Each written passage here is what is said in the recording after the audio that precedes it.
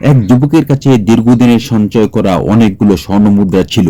যুবকটি বিদেশে যাবে, কিন্তু স্বর্ণমুদ্রাগুলো সে কোথায় গচ্ছিত রেখে যাবে এটি সে কিছুতেই বুঝে উঠতে পারতেছিল না, কারণ ওই যুগে কোনো ব্যাংক ছিল না।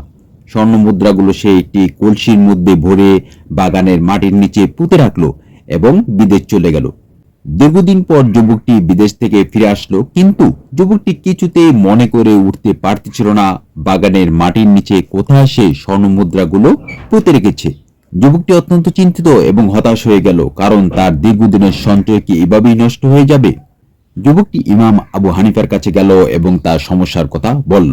ইমাম সাহেব যুবকটির মুখে একথা শুনে বলল, তুমি তোমার স্বর্ণ মুদ্রাগুলো ফিরে পাবে, এর একটি উপায় আছে, কিন্তু এর জন্য তোমাকে আজ সারা রাত নফল নামাজ পড়তে হবে। যুবকটি কিছুই না বুঝে উঠতে পেরে ইমাম সাহেবকে বলল, নামাজ পড়ার সাথে স্বর্ণ মুদ্রার ফিরে পাওয়ার কি সম্পর্ক আছে? ইমাম সাহেব বললেন, তোমাকে যা করতে বলেছি তুমি তাই করো।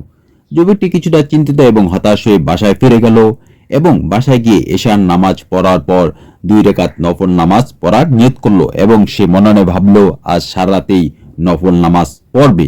কিন্তু কি আশ্চর্যজনক বিষয়, 1 রাকাত নামাজ পড়তে না পড়তেই যুবকটির মনে পড়ে গেল স্বর্ণ মুদ্রাগুলো সে বাগানের নিচে কোথায় মাটির নিচে পুঁতে রেখেছে।